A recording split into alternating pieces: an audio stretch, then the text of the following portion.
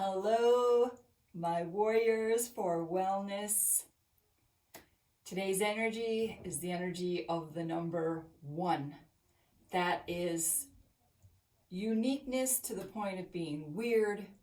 The 1 is about new beginnings. It's about leadership. If you add up all the digits of today's date down to a single digit, that's how we know that it's the universal energy of today's date. If you add up all the digits and the compound digits equal a 1, or when you add them together, like in my case, I'm a 37. When I add them together, that's a 10. That means I'm a 1 life path. And so I have to make my own way, which is not always easy. Right. What does the number 1 have for us today? What guidance, what leadership can the number 1 bring us today? I'm numerologist Trisha Gumberg, and I'm going to use my unique intuitive abilities to pick a card. These cards were inspired by my book, Say Yes to Who You Are. And I will tune in as you do your bottom of your belly breaths. Draw in as much fresh air as you can, way down deep into your pit of your stomach. And then use those muscles on the bottom to push out the stale air.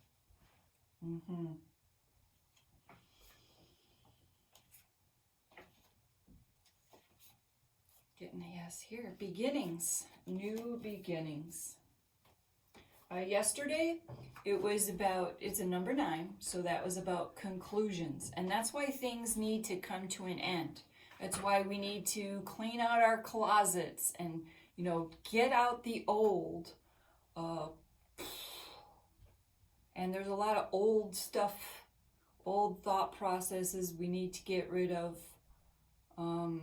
A lot of us need to start saying, make your own damn sandwich. That was yesterday's message. So that we can start something new. Cancer wants us to love and nurture, starting with ourselves.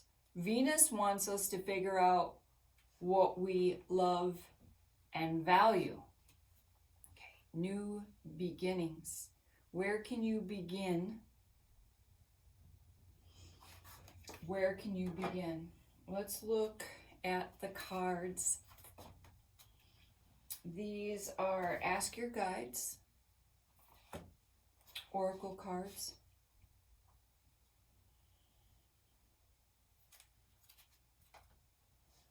Get your bottom of your belly breaths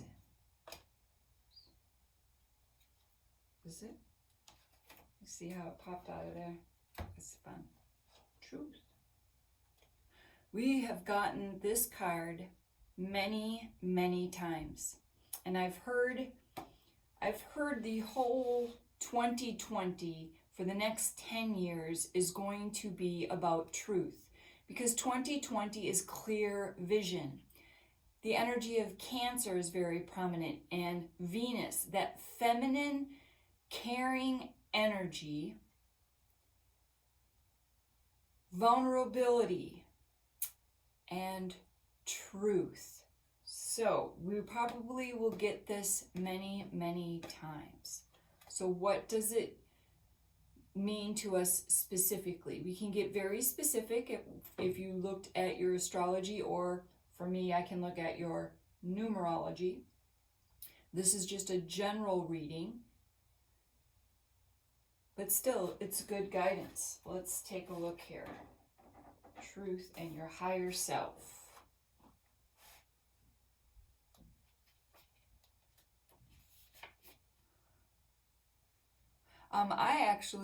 Here's a truth about myself. When I began this journey 11 years ago, there was a couple of intuitive people that I followed Oh, one lady, I followed her for like 3 years. I checked her posts most days to set my energy right, to have a focus. And I began that path of self mastery, and it became a daily habit.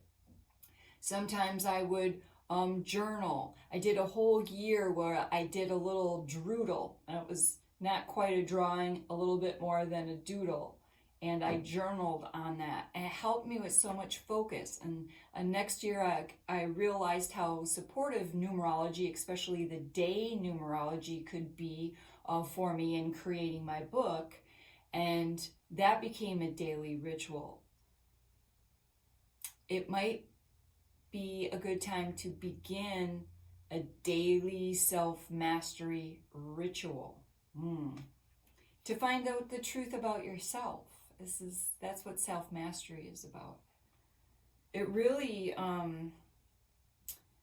if I want to use the word calms me down. You know, I start thinking negative things. I'm like, wait a minute, that's not the truth. That's not the truth. Honesty, clarity, discipline, and intellect. Your higher self is present, activating your powers of reason and intellect. It asks you to develop clarity and objectivity when looking at your life. Rather than interpreting events through murky or distorted waters of emotions, this is also about Cancer, right? When I heard a astrologer, Tanya Gabrielle, explain it, the mother energy. You know, you don't, when you're the mother and, you know, several children, you know, you don't favor one over the other. You love and nurture them. And when they get emotional, you don't, you know, jump into the emotion with them, right? That's what this is about, this energy. You may notice things that make you uncomfortable or challenge your ethics. Hello. Ask your higher self to give you the courage to stand up for your truth and address difficult situations at their core, rather than distance yourself or pretend you don't see the real problems just because they make you uncomfortable. Like the child in the fairy tale, The Emperor's New Clothes, your higher self is motivating you to not only see life more deeply, but to also share your perceptions with those around you. Address your unbalanced budget. So that was a message from a couple of days ago. So if you hadn't done that, take a look at that. Look at ways to cut corners in your budget. Your ever-expanding waistline. And find out what's eating you. This is when you need to step away from your emotions and study the problems at hand, truth, so that you can come to a solution without blame and projection. Ask yourself what the problem is, not who the problem is.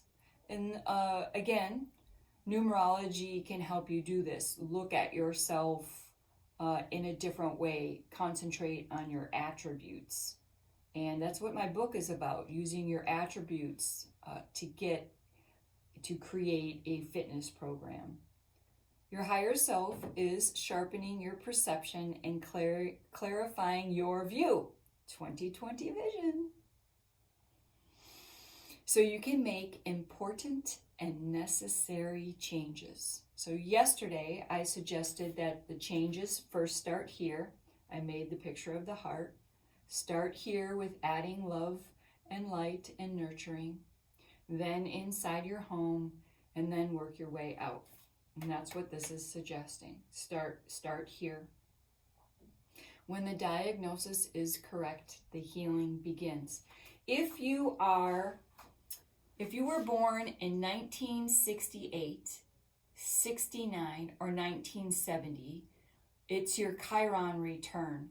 And so there's some healing. That's what Chiron is about. So there's some healing that needs to begin. So if you were born one of those years, you might be impacted a little bit more, and I could help you with that. Okay, new beginnings and finding truth. What do you need to work on for yourself? And then the one reminds us we just need to take, one little step. Just one little step every day. And until next time, know that I love you.